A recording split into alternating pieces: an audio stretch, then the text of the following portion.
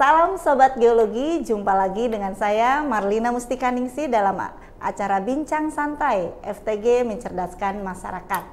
Jika Sobat Geologi melihat tayangan kita di episode sebelumnya, yaitu di mana kita berbicara tentang mengenal geopark, pada episode kali ini kita akan mengobrol lagi tentang geopark, yaitu mengenal UNESCO Global Geopark di Indonesia. Dan bila episode yang lalu kita sudah menghadirkan narasumber, hari ini juga ada narasumber kita yang sudah ada di studio, yaitu Bapak Profesor Nanas Laksana. Selamat. Halo, Pak. Selamat siang. Salam sehat ya Pak ya. Assalamualaikum. Salam. Oke Prof, kita nih bakal lanjut ngobrol-ngobrol tentang geopark ya. Betul, Jika sebelumnya kita ngobrol tentang mengenal geopark. Betul. Apa itu geopark kita udah tahu, itu adalah taman bumi di mana potensi geologi menjadi salah satu syarat utama yang harus ada ya Prof ya. Iya, betul. Dan selanjutnya kita kemarin ngobrol sedikit tentang Gunung Batur ya Prof Batur, ya. betul. Dan saat ini kita bakal lanjut ngobrol tentang geopark lagi nih Prof, di mana kita akan mengenal geopark lainnya yang ada di Indonesia. Namun karena tema kita ini adalah mengenal UNESCO Global Geopark di Indonesia, berarti kan ada yang harus atau belum kita ketahui nih tentang UNESCO Global Geopark di Indonesia. Nah, bisa nggak Prof ngobrol sedikit sebagai pengantar kita, yaitu bagaimana perkembangan geopark secara global? Ya, baik. Terima kasih, Lina. Ini memang sangat menarik sekali momen pertemuan kita pada hari ini, karena saya pertama-tama barangkali harus mengucapkan selamat dulu kepada pemerintah Indonesia serta pemerintah daerah dan Fakultas Teknik Geologi Universitas Padjadjaran, yang kita tahu pada beberapa hari yang lalu itu Geopark UNESCO itu melaksanakan internasional pertemuannya di Maroko. Dan dari kita Ibu Dekan, Profesor Mega, yang berangkat sebagai salah satu utusan dari pemerintah Indonesia. Dan hebatnya pada kesempatan itu kita mendapatkan beberapa sertifikat UNESCO Global Geopark. Pertama adalah ada perpanjangan untuk Rinjani dan Ciletuh sampai tahun 2025. Kemudian juga kita mendapatkan, Indonesia itu mendapatkan sertifikat UGG untuk Raja Ampat, kemudian Merangin di Jambi, dan Ijen serta Pangkep Maros. Jadi ada 4 sekaligus yang disampaikan. Jadi dan saya juga perlu menyampaikan bahwa seperti di media medsos terjadi disampaikan ada gempa bumi di sana. Alhamdulillah delegasi Indonesia itu termasuk Prof Mega juga, alhamdulillah selamat dan sudah kembali lagi di tanah air. Jadi sekali lagi selamat untuk pemerintah Indonesia, selamat untuk prestasinya lagi. Tuh. Jadi memang dengan kondisi geologi yang dimiliki oleh Indonesia ini yang sangat unik ya, di mana kita merupakan negara kepulauan ya Prof ya. Kemudian yang terbentuk, kalau Sobat Geologi sempat lihat di beberapa podcast kita beberapa bulan yang lalu, kita berbicara tentang terbentuknya negara kita dari 3 lempeng tektonik, dan ini menyebabkan kita memiliki keunikan dalam kondisi geologi Indonesia ya Prof ya, sehingga menjadi anugerah yang luar biasa buat negara kita. Jadi kunci awalnya geopark itu sudah sejak awal tadi saya bilang adalah harus ada unsur geologinya ya Prof ya. Mungkin bisa dijelaskan lebih lanjut nggak Prof tentang hal tersebut? Apa sih yang mengharuskan ada unsur geologi dalam geopark ini? Ya, baik, terima kasih. Memang betul ini ya, suatu anugerah geologi yang sangat luar biasa dari Sang Maha Pencipta untuk Indonesia tercinta kita ini. Memang lokasi-lokasi singkapan geologi itu yang unik, menarik, tidak tersebar begitu saja ya, tetapi melalui proses geologi yang berbeda. Ada misalnya karena proses vulkanisme seperti yang kita kenal kemarin pada saat ada jejak Gunung Batur ya, seperti gitu, proses tektonik. Kemudian ada juga proses jejak tektonik ya, tumbukan lempeng sehingga menghasilkan batuan yang spesifik, misalnya di Ciletuh ya, Ciletuh Geopark.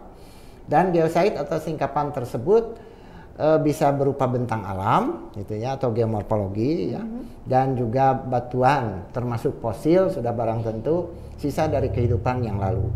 Dan ini langka sehingga kalau tidak dilindungi maka manusia akan kehilangan sebagian daripada barangkali tempat belajarnya tentang sejarah bumi. Jadi memang ini prinsip manajemen holistik untuk proteksi, pendidikan, dan keberlanjutan. Itu 3 hal yang sangat penting di dalam Global Geopark UNESCO itu. Tetapi dalam melindungi itu tidak hanya geosite-nya, ya, tidak hanya batuannya saja, tetapi pula budayanya yang spesifik karena pengaruh kondisi geologi di sana, keindahan alamnya, ekonomi lokal yang berkembang, dan masyarakat di sana, kearifan lokal untuk mampu berkembang secara berkelanjutan dengan manajemen yang baik. Tanpa kondisi geologi yang spesifik dan diakui dunia, maka sulit kita diberi sertifikat Global Geopark UNESCO. Nah ini barangkali jadi kuncinya memang kembali lagi kepada kondisi geologi yang spesifik ya. Dan seperti kita tahu bahwa kita berbicara tentang geologi tidak hanya berbicara tentang eksploitasi ya Prof ya, tidak hanya berbicara tentang ekstraktif, bagaimana kita menambang atau bagaimana kita mengubah bahan tambang tersebut agar bisa digunakan ya Prof ya, dan dimanfaatkan. Tetapi kita juga harus memikirkan konservasi ya Prof ya, seperti tadi prinsip dari geopark itu sendiri yaitu ada proteksi, mungkin itu maksudnya ke konservasi, kemudian ada pendidikan dan juga keberlanjutan untuk generasi selanjutnya ya Prof ya. Nah, di sini berarti ada peran masyarakat ya Prof ya. Ada peran masyarakat untuk bisa menciptakan holistik yang sudah tadi dibicarakan dari 3 poin tadi ya Prof ya. Nah, bagaimana sejauh mana nih peran masyarakat agar dapat mendukung ya Prof ya, perkembangan geopark itu sendiri di suatu tempat gitu Prof. Baik, terima kasih. Nah ini pertanyaan yang sangat baik sekali ya Delina ya, karena kadang-kadang kita juga sering ditanya bagaimana selanjutnya tentang kalau sudah jadi geopark bagaimana peran masyarakat itu. Nah jadi kalau peran masyarakat itu di dalam proses pengusulan geopark itu menjadi sangat sentral.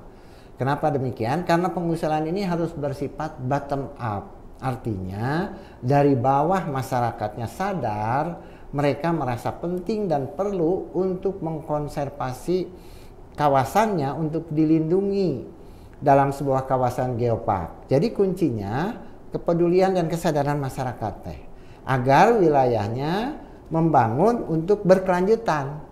Maka mereka mengusulkan aspirasi dari masyarakat sudah barang tentu tidak lepas dari peran perguruan tinggi. Perguruan tinggi ada pengabdian pada masyarakat dan pasti akan membantu masyarakat untuk mengusulkan hal ini. Seperti halnya 3 tahun ini ke depan, fakultas kita, Fakultas Teknik Geologi ini akan mengadakan kegiatan terstruktur untuk pengabdian kepada masyarakat di Pangandaran misalnya ya. Nah ini dalam rangka apa? Di dalam rangka mendampingi masyarakat untuk pengusulan geopark Pangandaran. Jadi dari sekarang kita sudah bergerak, gitu. Untuk bisa memberikan pemahaman ya kepada masyarakat, biar mereka tumbuh rasa menyadari dan peduli terhadap lingkungan ya Prof ya. Pendampingan pendampingan. Jadi dari sejak awal masyarakat sudah dilatih ya Prof ya, dan diberikan pengetahuan sehingga terbentuk ya Prof ya, dan mereka melakukannya dalam kehidupan sehari-hari untuk dapat menjaga lingkungannya. Nah, tadi Prof berbicara tentang pengembangan geopark yang dihubungkan dengan konsep pentahelix, di mana di situ ada peran pemerintah, ada peran masyarakat, ada peran perguruan tinggi dan pengusaha juga media massa dalam membangun dan menjadi bagian dari pengembangan geopark di suatu kawasan ya Prof ya. Mungkin sudah tadi disampaikan pengetahuan tentang geopark itu perlu disampaikan kepada masyarakat ya Prof ya, agar masyarakat itu peduli dan sadar bahwa ini harus dilindungi, ini harus dikonservasi untuk keberlanjutan dan pendidikan untuk anak-anak di masa depan ya Prof ya, yang nantinya akan menjadi pemimpin di negeri ini ya Prof ya. Nah, kalau kita berbicara tentang geopark yang mungkin kita di episode selanjutnya berbicara tentang Gunung Batur. Ya. Yang saya ingat tuh kalau tentang geopark tuh yang tadi sudah Prof sampaikan di awal tentang apa namanya Belitung ya Prof ya. Belitung. Nah, yang saya ingat tentang Belitung tuh ya film ya, Oh, iya. Laskar Pelangi Andre itu. Hirata ya Prof ya, Itu di luar mana apa namanya sangat memperlihatkan keindahan negeri Belitung ya Prof ya, di mana pantainya dan lain sebagainya kita menikmati sekali dan lumayan film itu cukup booming ya di Indonesia. Betul. Nah, gimana kalau kita sekarang berbicara, kita jalan-jalan nih Prof ya, kita jalan-jalan ke Belitung nih Sobat Geologi, dan kita akan lihat keunikan apa, geologi apa yang ada di Belitung sehingga Belitung ini menjadi geopark yang salah satu geopark yang paling yang paling menarik ya, yang paling menonjol, paling seksi di Indonesia. Sehingga bisa diangkat ke layar lebar, dibuatkan sebagai film ya. Silakan Prof, kita berkenalan dengan UNESCO Global Geopark Belitung. Nah, ya, terima kasih ya. Jadi ini akan berbeda nanti nuansa geologinya antara yang minggu yang lalu dengan yang hari ini. Ya, kalau minggu lalu kita di gunung. Sekarang kita di pantai kayaknya nih. Ya, di pulau ya. Nah, ini memang mengingatkan ya tentang Belitung ini. Saya hafal betul ya, itu novelnya itu tahun 2005 gitu ya. Nah, 2005 kemudian itu tahun 2008 itu difilmkan kan. Nah, film ada Matias Mucus, Rieke Diah Pitaloka tentang filmnya itu dari sutradaranya namanya Riri Riza gitu ya. Nah, itu latar belakangnya itu memang adalah latar belakang Geopark Belitung yang terletak di Pulau Belitung, Provinsi Bangka Belitung. Dan ini merupakan geopark yang ke-6 ya saya kira, itu yang ada di Indonesia, diresmikan oleh UNESCO. Dan situ setelah Batur, Celetuh, Gunung Sewu, Toba, Rinjani, baru itu Belitung ya. Dan Belitung ini mempunyai geosit yang luar biasa, ada 17 geosit ini. 17 geosit ya. Dan merupakan pemandangan-pemandangan dan sesuatu yang sangat penting di dalam pertumbuhan geologi Indonesia, khususnya Indonesia di bagian barat. Gitu cukup banyak juga ya Prof, ada 17 geosit yang bisa kita kunjungi ya di sana. Betul. Nah, mungkin tidak akan diperlihatkan semua, tapi kita lihat ambil yang sudah ada nih tayangannya sebagian, kita lihat gitu. Beberapa tayangannya ya. Jadi apa keragamannya ya? Pertama, geomorfologi pantai pasir putih, itu ada batuan-batuan yang besar gitu. Kemudian ya juga ada batuan mineral ya, itu sisa dari proses penambangan pada waktu yang lalu ya, yang spesifik. Kemudian ada juga ikan, flora dan ikan yang spesifik, ada tanaman juga yang spesifik, tanaman kopi dan herbal juga di sana spesifik sekali. Kemudian sejarah pembentukan bumi ini, karena di sana kita akan ketemu dengan batuan-batuan yang tersebar pada batuan aluvium, yaitu meteorit. Meteorit itu kan jatuhan batuan dari luar angkasa ya. Kemudian ada juga sisa aktivitas magmatisma. Jadi di daerah sana kita akan ketemu dengan lava bantal, pantai Siantu. Nah, kemudian ini secara historis ini merupakan cadangan dari mineral yang sangat besar buat Indonesia ya. Nah, itu timah di Indonesia itu. Ya, jadi luar biasa ini ya, cadangan timah dari formasi kelapa kampit di Bangka Belitung. Di Bangka Belitung. Ya, saya kira itu yang keragamannya Bangka Belitung itu. Mungkin itu ya secara umumnya ya. Nah, gitu. Jadi, sebelum kita bahas satu persatu ya. Jadi memang apa namanya unsur geologi ini di setiap geoset memang harus selalu ada yang dan harus menonjol ya Prof ya, seperti tadi beberapa disebutkan ada lava banta, ada apa namanya kandungan timah dan lain sebagainya ya Prof ya. Nah, jika kita kembali ke Gunung Batur yang sudah kita apa namanya bicarakan di episode sebelumnya, sebetulnya apa sih perbedaan secara geologi nih Prof?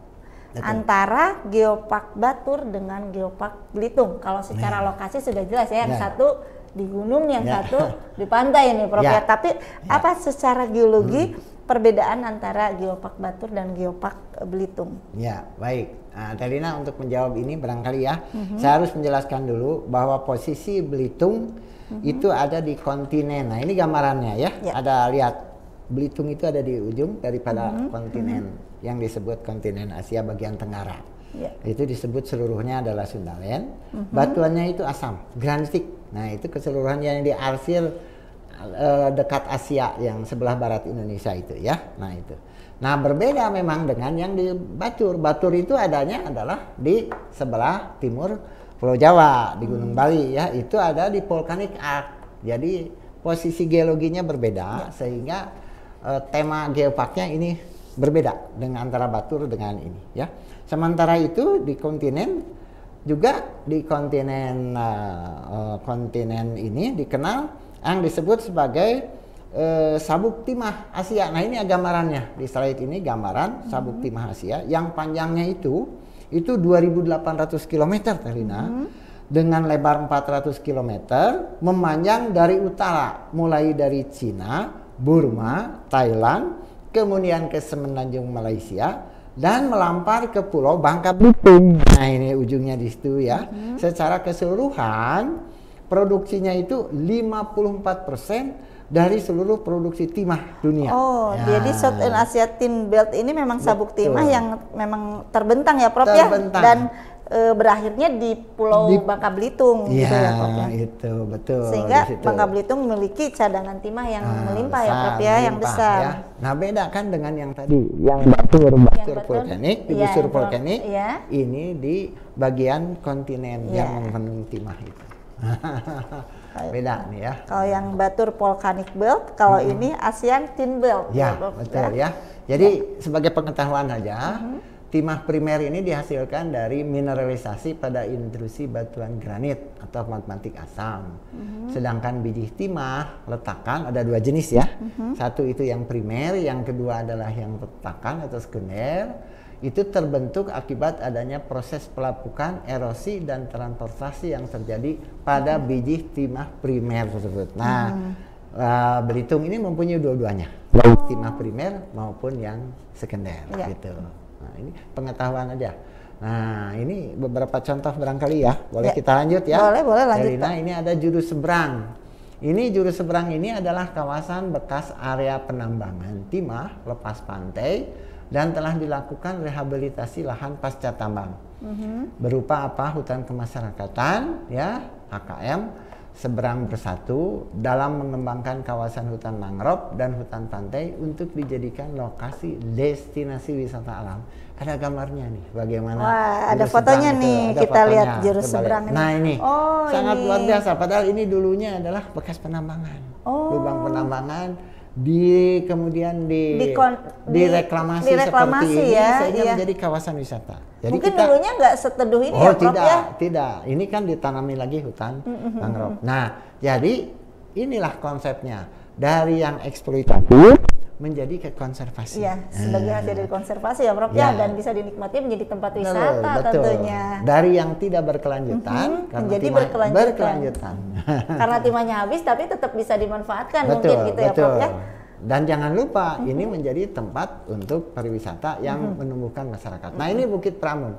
Bukit Pramun ini, di bukit ini adalah tubuh timah yang di atasnya itu terdiri banyak pohon-pohon deh ya.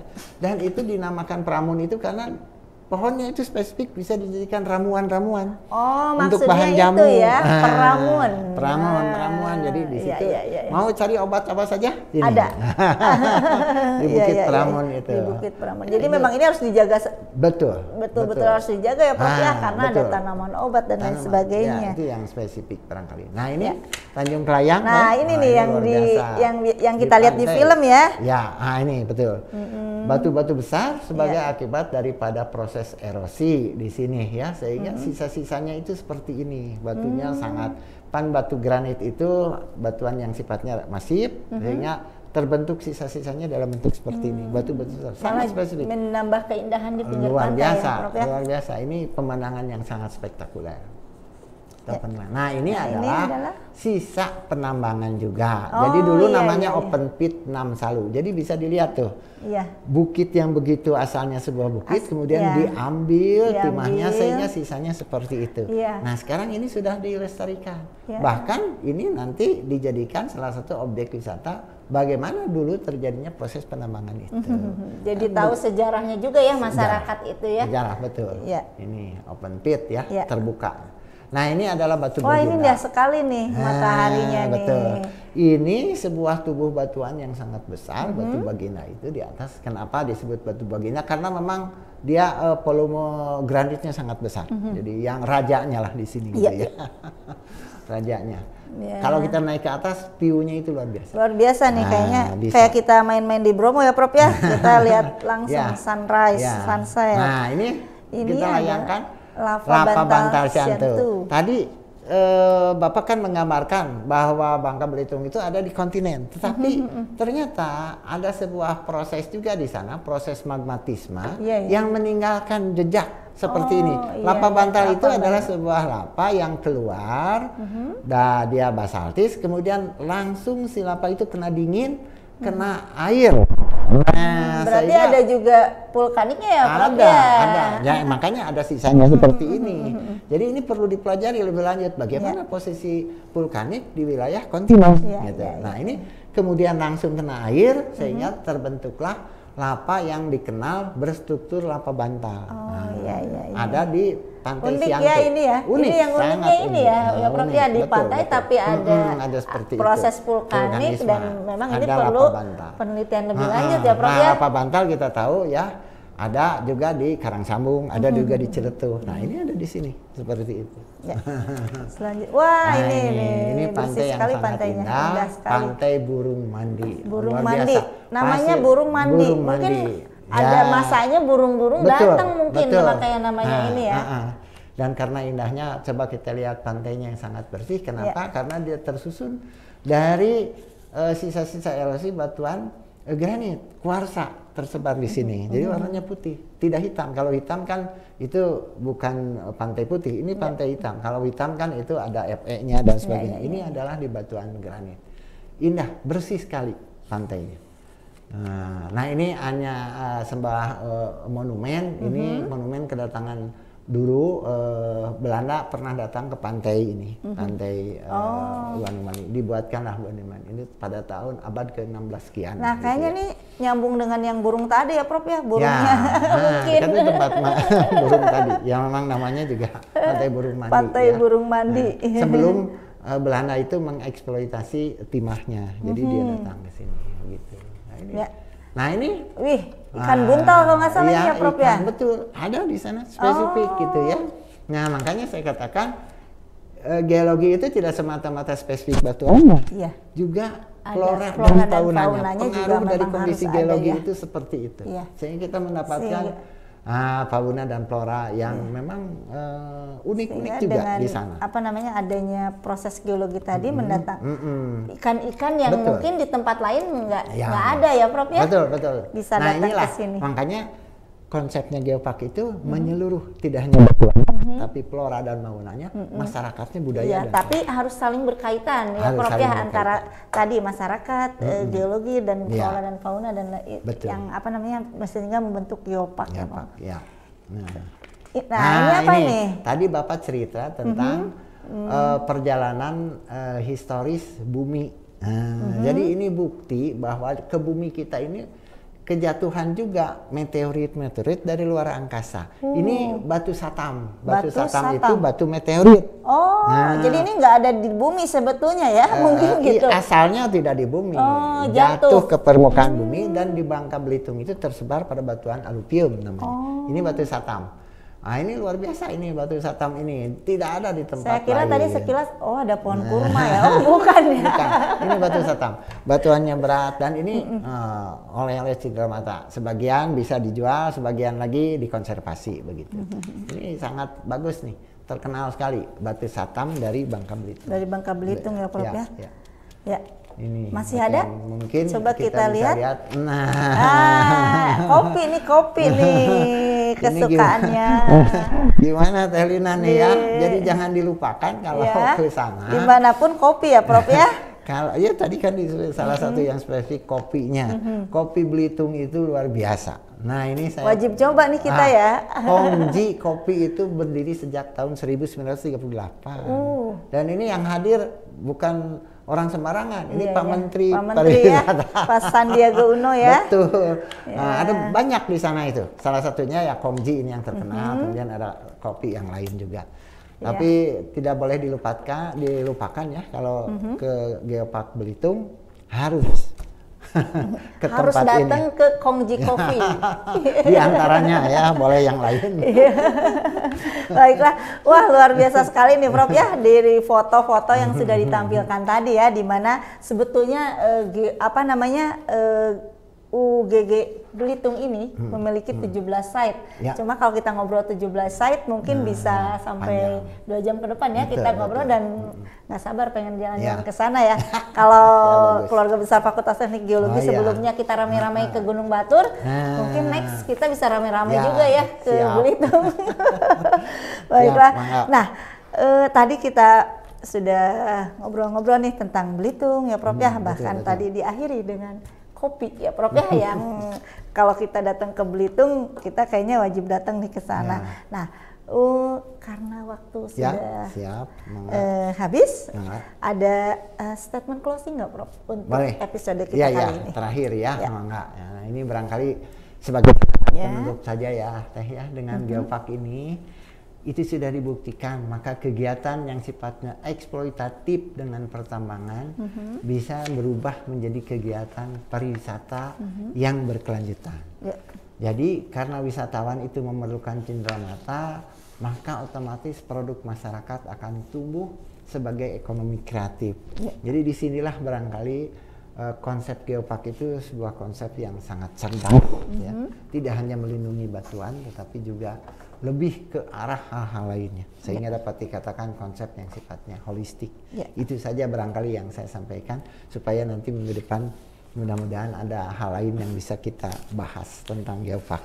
Ya, terima kasih Prof Nana, menarik sekali. Kita sudah diajak lagi jalan-jalan ya ke Belitung, dan dimana tadi closing statementnya di mana Geopark tidak hanya dan geologi tidak hanya berbicara tentang eksploitatif ya Prof ya, dan ekstraktif juga, tapi geologi dengan konsep Geoparknya berbicara tentang konservasi, pendidikan dan keberlanjutan alam ya Prof ya, untuk masa yang akan datang dengan dibangun melalui konsep pentahelix yang tentu saja tentu tidak hanya masyarakat, pemerintah dan kita sebagai perguruan tinggi ya Prof ya, termasuk harus pengusaha juga. Ya, pengusaha dan media massa dan juga perguruan tinggi kita harus ikut mendukung dalam program pengembangan setiap Geopark di Indonesia ya Prof ya. Terima kasih Prof Nana. Terima kasih kembali, saya sudah diundang kembali ke acara ini. Dan mudah-mudahan kita bisa ngobrol lagi dengan tema-tema yang lain. Baiklah Sobat Geologi, sekian untuk episode kita pada kali ini, di mana kita mengenal UNESCO Global Geopark Belitung, dan tentu saja kita juga mengenal Geopark di Indonesia. Terima kasih dan jangan lupa tetap saksikan acara kita ya Prof ya. Siap.